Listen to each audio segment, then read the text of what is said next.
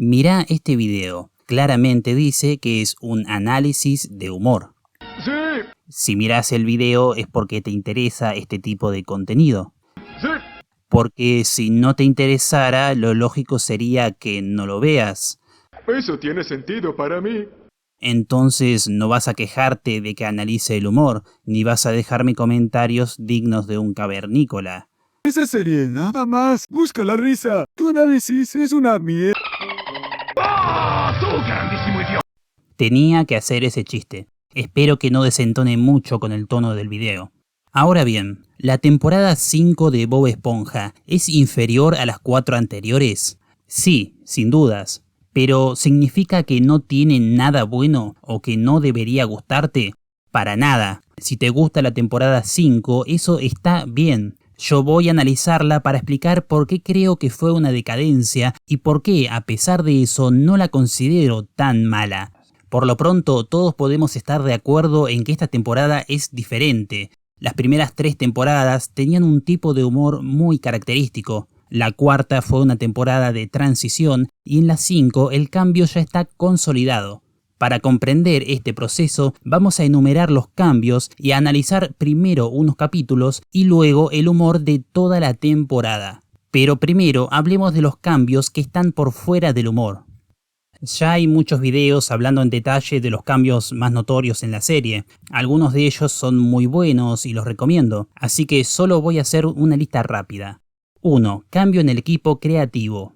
Stephen Hillenburg, el creador de Bob Esponja, se fue de la serie tras filmar la primera película. También se fueron los principales guionistas de las primeras temporadas. En la temporada 4 todavía trabajaron algunos de los guionistas originales, pero desde la 5 solo quedaron los nuevos. Así que es entendible que haya cambios. 2. Cambios en la animación. Con el pasar de las temporadas, la animación de gestos y movimientos se volvió más simple. El cambio fue muy obvio de la temporada 1 a la 2, pero siguió habiendo ligeros cambios y rediseños. Llegados a la temporada 5, la expresividad de los personajes ya es bastante menor. Es solo un detalle, pero era parte del carisma de la serie. 3. Flanderización de los personajes. La flanderización consiste en tomar una característica de un personaje y exagerarla hasta convertirla en su única cualidad. Obviamente esto le pasó a Ned Flanders, pero además le sucedió a todos los personajes principales de Bob Esponja. Por dar un ejemplo, Patricio antes era bonachón, torpe, buen amigo, holgazán, malcriado y estúpido. Pero con el paso del tiempo solo se volvió alguien exageradamente tonto. Y así los demás. Calamardo es exageradamente malhumorado, Don Cangrejo exageradamente tacaño, etc. Estos son los cambios que considero más importantes por fuera del humor. Ahora vamos a ver cómo cambió el humor de la serie. Comenzamos analizando capítulos. Elegí 16 episodios, algunos de los mejores, algunos de los peores y algunos regulares que destacan por algo en especial. Hagamos un rápido análisis de cada uno. Amigos y enemigos. Primer especial de la temporada. Humorísticamente no hay mucho que destacar, pero me gustó que le dieran un trasfondo a la rivalidad entre Plankton y Don Cangrejo, aunque contradiga lo que habían dicho antes. ¿Tu madre conoce la fórmula de la cangreburger? ¡Claro que la sabe! Es una antigua receta de la familia Cangrejo. Pero si disfruté yoyos a pesar de sus contradicciones argumentales, no voy a quejarme por esto. Hongos entre nosotros. Un capítulo bastante desagradable. Supongo que la idea era hacernos reír con lo repugnante, algo que se va a repetir mucho en la serie. Antes había este tipo de escenas repulsivas, pero eran solo eso, escenas. Acá el chiste asqueroso se extiende a todo el capítulo. El viejo como se llame.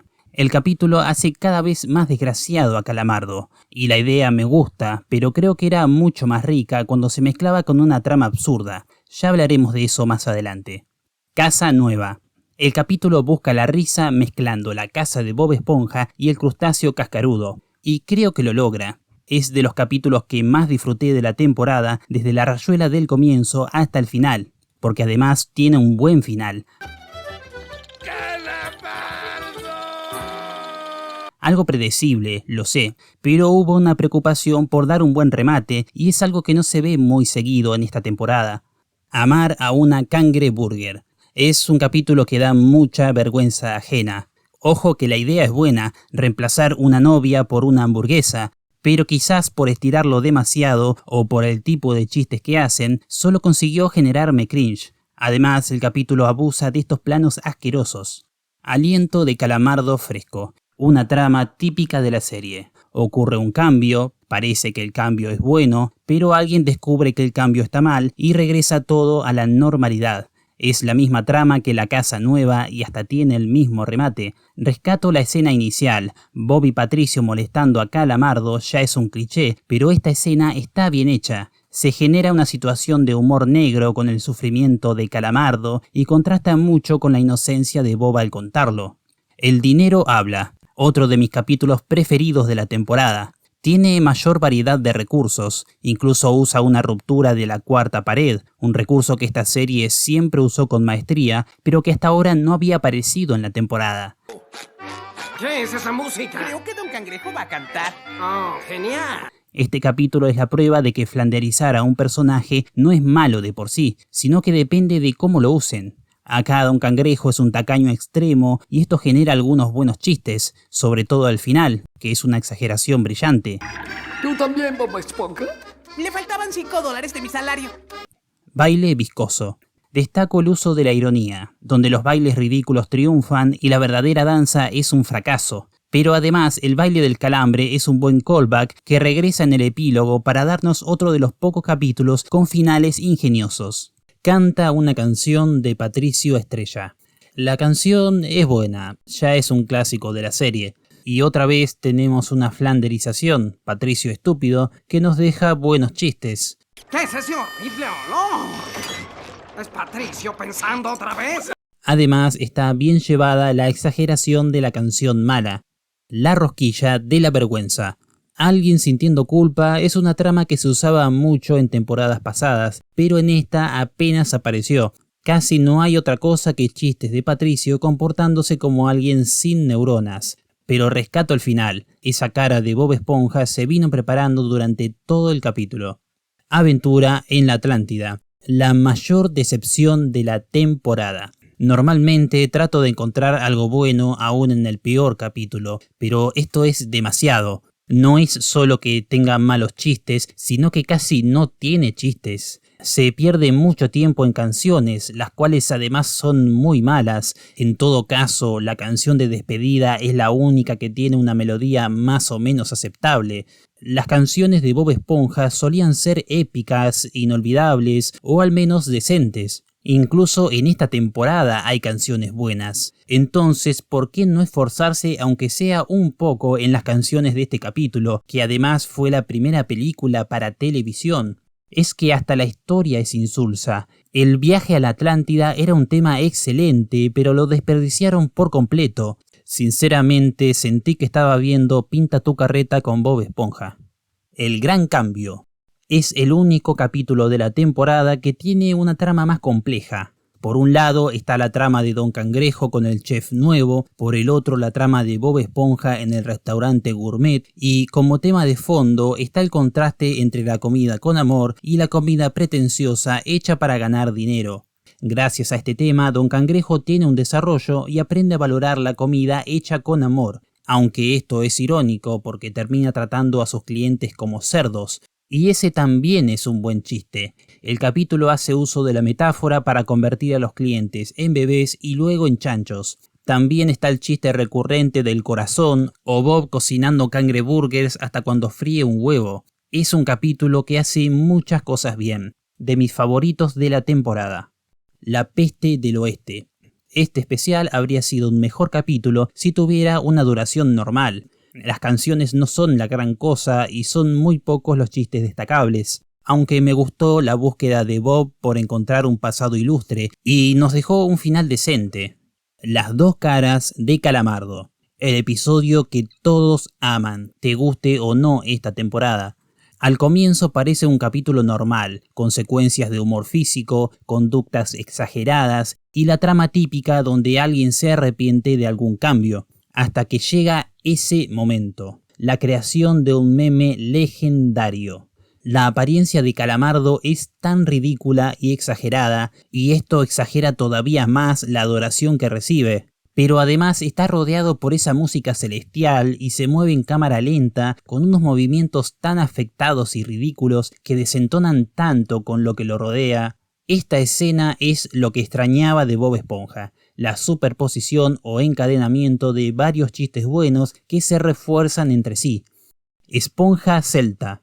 Es un capítulo que depende mucho del humor físico, pero eso no es algo malo de por sí. La historia que nos cuenta parece simple, pero cambia totalmente su sentido en el final. No recuerdo un capítulo de Bob Esponja que nos diera un final tan apocalíptico. Es que hay cierta nostalgia, cierta poesía. Los tótems que creó Bob se acaban convirtiendo en los únicos testimonios de que hubo una civilización. Esa imagen de las medusas migrando cada año hacia las estatuas vuelve al final mucho más bello y melancólico.